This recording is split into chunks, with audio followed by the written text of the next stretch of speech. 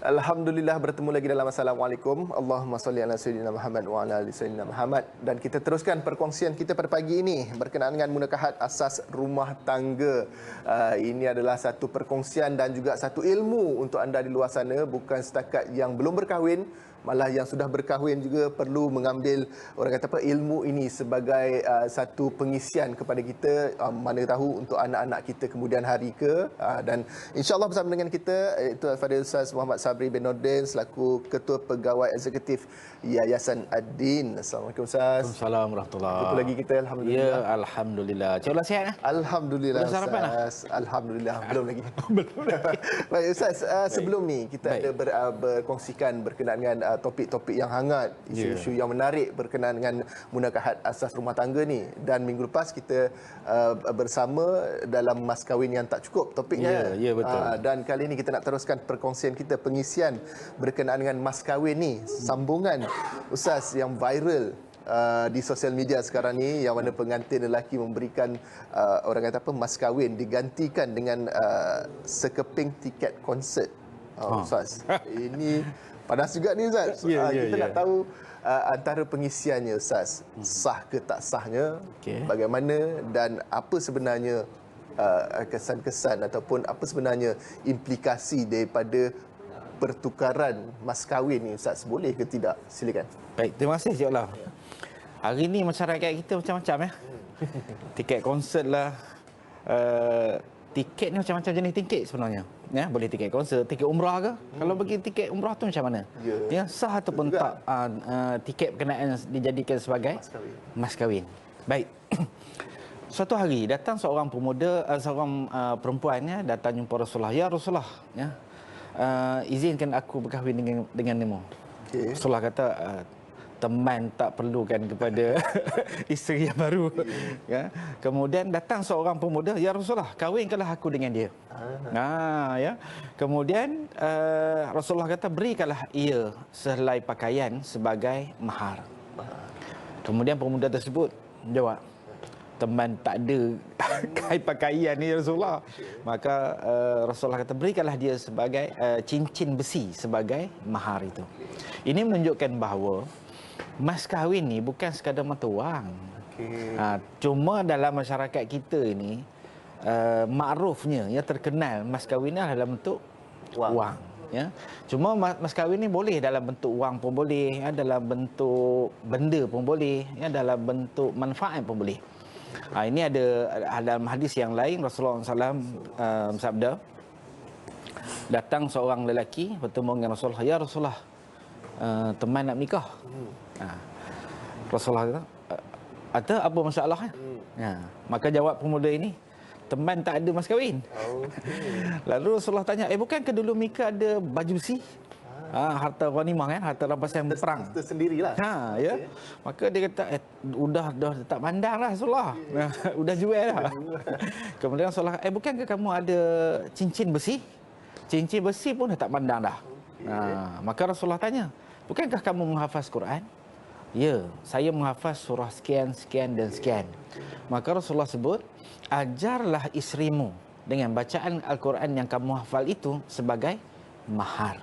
Ini menunjukkan bahawa mahar ini bukan semata-mata mas kahwin, bahkan boleh diberikan dalam bentuk benda, boleh diberikan dalam bentuk pengajaran ataupun manfaat. Baik, dalam bentuk mata wang ni dia ada dua perkara. Ada ketikanya mata wang ni adalah mata wang dalam negeri, mata wang setempat, negeri berkenaan. Ada ketikanya mas kahwin ni boleh diberikan dengan mata wang asing.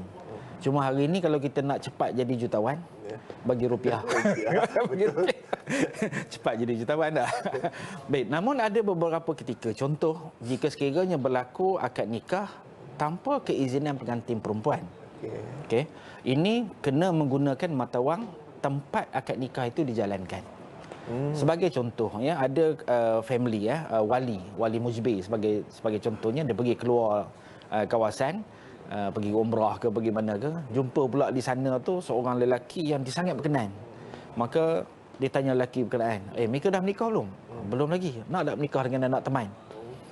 Contoh ya. Anak kat rumah tak tahu ni. Ya. Maka dia kata, "Tengok gambarnya rupa mana?" Maka dia pun tunjuklah dekat handphone, tengok, berkenan juga ni. Maka dia akadkan nikah di sana. Itu akad nikah tanpa kebenaran pengantin perempuan.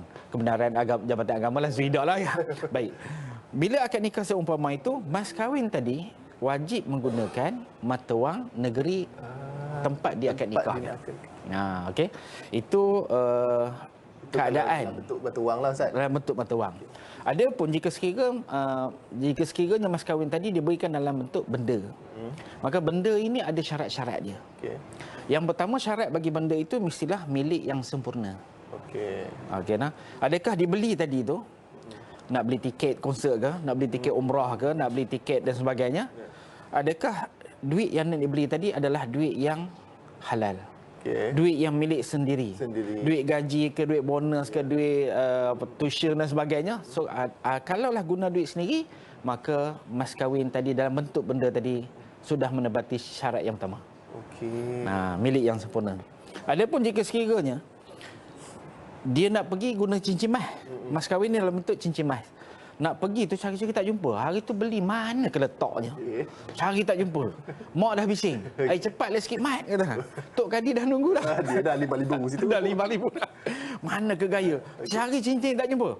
Dia masuk bilik mak dia, buka kotak barang kemas mak dia, tengok-tengok ada cincin, berkenan pula. Ambil barang berkenan, cincin tadi jadikan sebagai mahar. Ini tidak sah. Kenapa tidak sah? Kerana bukan milik yang sempurna. Okey, itu syarat yang pertama.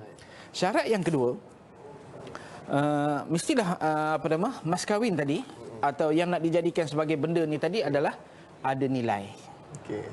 So kalau tengok cincin ada nilai, cincin besi ada nilai, baju besi ada nilai. Ada pun tiket konsert ada nilai tak? Nak beli mahal tu tiket konsert. Ya. Macam-macam jenis konsert lah. Okey so kalau ada nilai. Bila ada nilai, maka dia memenuhi syarat yang kedua. Ada jika sekiranya kita gunakan barang yang tidak ada harga. Ya. Barang yang tercicir di jalan ke, kulit kayu, ya, daun-daun dihias pun cantik kan, jadikan sebagai mahar. Sedangkan dah kalau daun getah, kalau daun dah diawet dan dihias itu lain ceritalah, ada harga. Tapi kalau daun-daun yang biasa itu tidak mencukupi syarat yang kedua, ialah tidak ada nilai. Yang ketiga, syarat bagi mas kahwin dalam bentuk benda ini mestilah suci dari sudut syarak. Maka tiket konsert tadi, kita kena tengok konsert apa. Jika sekiranya konsert tadi adalah memenuhi patuh syariah, maka tiket tadi sah dijadikan sebagai mahar. Tiket umrah memenuhi patuh syariah, maka dia cukup syarat sebagai mahar. Adapun jika sekiranya konsert tadi, konsert yang bercanggah dengan syariah, maka tiket tadi adalah tidak sah dijadikan sebagai mahar. Panjang cerita. Kesan tu besar juga, Ustaz. Besar juga. Jika sekiranya kalaulah mahar tadi tidak sah. Okey, ada tak kesan dia terhadap akad nikah? Ini juga satu persoalan, ya. Kalau tak sah macam mana hubungan mereka suami isteri? Sedangkan sudah berjalan dah. Betul. Maka kita lihat di sini bahawa mahar mas kahwin ini, kalaulah dikatakan tidak sah, ada kesan positif ataupun negatif pada akad nikah. Yang pertama kita lihat, nak tahu sah ataupun tidak sesuatu akad nikah tadi, kita lihat kepada rukun nikah. Rukun nikah ada berapa? Lupa dah. 5. Ada 5. Yang pertama pengantin lelaki. Pengantin lelaki ada syarat-syarat dia. Yang kedua pengantin perempuan. Pengantin perempuan pun ada syarat-syarat dia. Yang ketiga wali. Wali juga ada syarat-syaratnya. Yang keempat saksi. Saksi ada berapa syarat? 19 syarat. Masya-Allah. Saksi ni berat ni. Berat tu. La nikah illa biwaliyin wa syahidai adlin. Tidak sah nikah itu kecuali dengan wali dan juga 2 orang saksi yang adil. Saksi itu diletakkan syarat adil, sangat penting. Sebab tu dia ada 19 syarat. Kalau tak memenuhi salah satu, tidak sah akad nikah berkenaan. Okey, yang kelima, ijab dan qabul. Ijab dan qabul ada 11 syarat. Jadi kalau kita lihat dalam kelima-lima ni, lima-lima rukun nikah ni, ada tak mensyarakan mengenai mas kahwin? Tak ada. Habis tu wajib tak mas kahwin ni? Mas kahwin ni wajib, tetap wajib. Tak wajib. Nah ya, wa atun nisa as-sadaqatihin nanihlah. Berikanlah kepada isteri-isteri kamu itu mas kahwin sebagai pemberian yang wajib. Jadi mas kahwin tetap wajib. Namun mas kahwin bukanlah syarat sah bagi akad nikah. Sebab itu di dalam akad nikah ni sama ada kita sebut mas kahwin ataupun tak sebut mas kahwin. Okey. Nah, akad nikah tadi tetap sah. Tetap sah. Jika sekiranya dalam akad nikah tadi sebut tapi tak sama. Contoh, wali kata aku nikahkan kau dengan anak perempuanku dengan mas kahwinnya RM1,100 RM1 tunai. Jawab pengantin lelaki, aku terima nikahnya anak Tuan Haji CPR ini dengan mas kahwinnya RM1,000 RM1 tunai. Dia tak sebut 100. Akad nikah tadi sah tak? Sah. Oh, sah tak? Akad nikah sah. Okey. Cuma yang tak sah tadi adalah mas kahwin. Mas kahwin. Jadi kita lihat di sini bahawa mas kahwin bukanlah syarat sah bagi Ijab kabul. ijab kabul. So tak ada masalah. Yang ni yang kadang-kadang dalam masyarakat kita berlaku pertentangan. Itu sampai 10 kali hutang. 10 kali. Jenuh dah, Sah. Sebab apa? Sebab kita tak faham konsep tu. Ya. Kita tak faham konsep tu. Kalau tak sebut pun mas kahwin tadi sah, apatah lagi kalau kita sebut tapi tak sama. Ataupun sebut tadi tersilap. Ataupun pengantin lelaki sebut tapi wali tak sebut. Ataupun wali sebut pengantin lelaki tak sebut. Akad nikah tadi tetap sah. Tak ada masalah. Jadi lepas ni siapa-siapa yang jadi saksi nikah tu berhati-hati. Masya-Allah. Janganlah nyusahkan pengantin, kesian terima.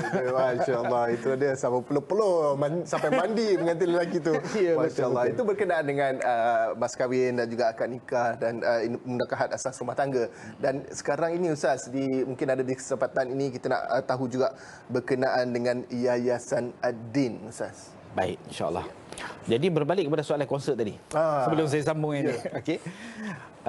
Tiket konsert tadi sah ataupun tidak dijadikan sebagai mahar? Lihat kepada tiga syarat berkenaan. Iaitulah adakah dia milik yang sempurna? Kalau tiket konsert tadi, tiket konsert yang baik, tiket umrah sebagai contohnya, tapi gunakan duit yang tidak sah, maka tidak sah juga dia sebagai mahar. Yang kedua, jika sekiranya digunakan duit daripada duit yang sumber yang tidak halal, maka ia juga tidak sah dijadikan sebagai mahar. Yang seterusnya, jika sekiranya tiket konsert tadi adalah konsert yang tidak patuh syariah, maka dia juga tidak dijadikan tidak sah dijadikan sebagai mahar. Jadi jika sekiranya berlaku situasi ini, apa yang patut kita buat? Bagi pengantin yang sudah tersilap langkah ini, hendaklah dia kemukakan semula mahar yang sepatutnya. Itu bab persoalan yang mula-mula tadi ditanya. Baik, masuk ke soalan yang kedua ni. Yayasan Ad-Din tak? Yayasan Ad-Din Ustaz. Apa tujuan kita belajar bab munakahat tadi?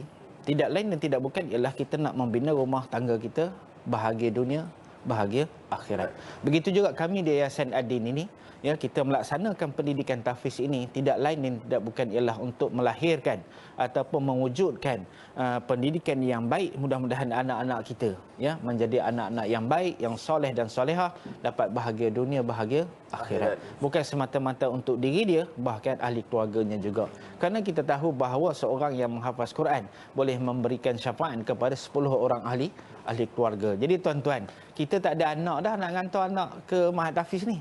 Bagaimana boleh kita nak dapatkan manfaat yang sama? Oleh yang demikian, kami menyeru kepada semua ahli masyarakat, marilah bersama-sama dengan kami menyumbang kepada kami bagi membantu menguruskan pendidikan tahfiz ini, yang mana kita ada 26 buah Mahat Tahfiz. Semua 26 buah ni Cik Ola adalah wakaf daripada masyarakat.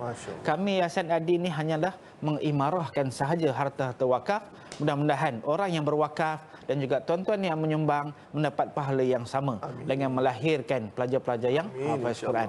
Kami bukan sekadar pelajar yang hafaz Quran fully orang kata. Kita ada juga tahfiz, kurikulum kita secara integrasi. Kita ada tahfiz, ada agama dan juga ada akademik. Dan pembelajaran kita ada tahfiz, kita panggil tahfiz integrasi, kita ada tahfiz vocational.